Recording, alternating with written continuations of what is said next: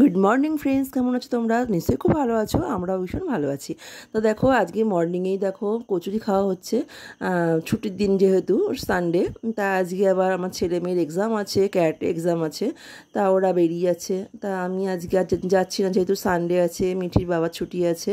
তা দুই ভাই বোন বেরিয়ে গেল ওর বাবার সাথে, স্কুটি করেই বেরিয়ে যাবে আর কি। না হলে তো আমার ডিউটি থাকতো দিয়ে আসার জন্য। তার সকাল সকাল তো কচুরি কিনে নিয়ে আসা হয়েছে। তোমাদের তো আগেই বলেছি যে সানডে করে আমরা বাড়ি থেকে মানে কচুরিটা কিনেই খাই। তা কচুরি খাওয়া হয়েছে, তারপরে ওরা খেয়ে দিয়ে নিয়ে তারপর বেরিয়ে পড়লো, ক্যাটে এক্সাম আছে। যদি আর দেখো এই দাদাটা মানে আমাদের এখানেই থাকে, পাড়ায় থাকে, যাচ্ছে যেহেতু আমি ফটোশ্যুট করছি, তা হাসছে। আমি দাদা ভাই দেখো তোমার কিন্তু ফটো উঠে যাচ্ছে।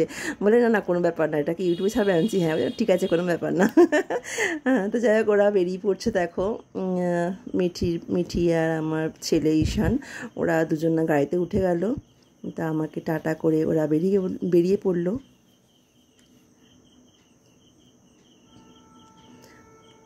এবার এক্সাম শুরু হয়ে গেছে, যেহেতু মিঠির বাবা গেছিলো ওখান থেকে ফটোশ্যুট করেছে, সব ভিডিও তুলে নিয়ে এসছে। নিয়ে এসছে বলেই তোমাদের দেখাতে পারছি। দেখতে থাকো তোমরা, এখানে বক করবো না, দেখতে থাকো।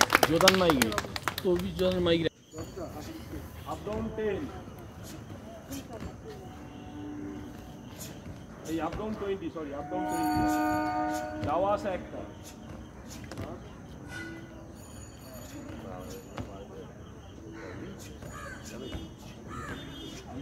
এটা আমার ছেলে।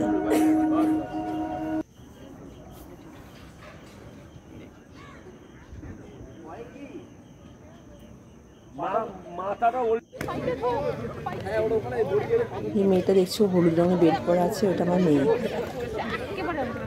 মিঠি।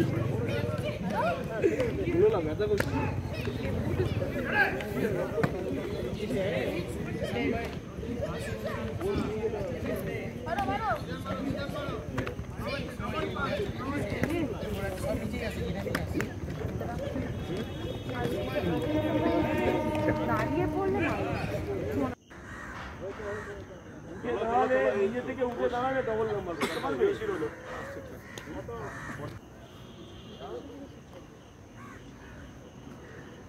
ঠিক আছে ঠিক আছে, তো লেগ সাইড সব আগে। আচ্ছা সামনে উঠবে না।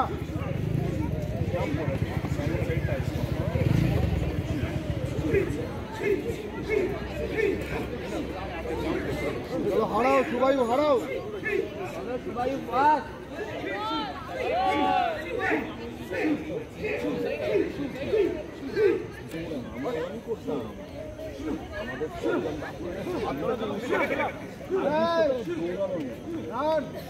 কমপ্লিট, আরেকটা হয়ে যাবে নাহলে। চলো রাজন না, ডাউন ডাউন স্নেহাসি, এরপরে আছে ব্ল্যাক বেল্ট। দাঁড়িয়ে করো, এইটা সবে টেলার হচ্ছে, হাঁটা হচ্ছে। চলুন হবে। তো বন্ধুরা আজকে রান্না করেছি কাতলা মাছের তরকারি করেছিলাম আলু দিয়ে, আর কাতলা মাছের যে মাথা নিয়ে এসেছিলো সেটা দিয়ে একটা ঘন্ট করেছি, সুন্দর করে মাখা মাখা করে ঘন্ট করেছি, মানে তরকারি করেছি আর কি, কষা করে।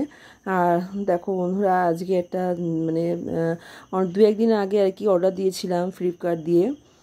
তোমার জুতোগুলো না মানে ঘরটা পুরো ভর্তি করে রাখতো সবাই, জুতো ফেলে ফেলে, এত জুতো মানে ঘরের মধ্যে পুরো জুতো ভর্তি হয়ে থাকতো। তা আমরা চিন্তা করলাম যে জুতোগুলো এরকমভাবে আছে, দেখতে কেমন বাজে লাগছে। তা একটা জুতো আলমারি অর্ডার দিয়েছিলাম। তা দেখো ফ্লিপকার্ট দিয়ে লোক এসছে ঠিক করার জন্য আর কি, ওটাকে বানানোর জন্য এসেছিলো। তা আলমারিটা বানাচ্ছে, মানে এতটাই বাজে লাগছিলো জুতোগুলো, মানে কী বলবো তোমাদের, সারা ঘরে জুতো ভর্তি হয়ে থাকতো। তা ভাবলাম যে এটা আলমারি, দেখো কি সুন্দর এবার সাজিয়ে রেখেছি জুতোগুলো। আলমারিটা বানানো হয়ে গেছে, দেখো এবার কত পরিষ্কার পরিচ্ছন্ন লাগছে।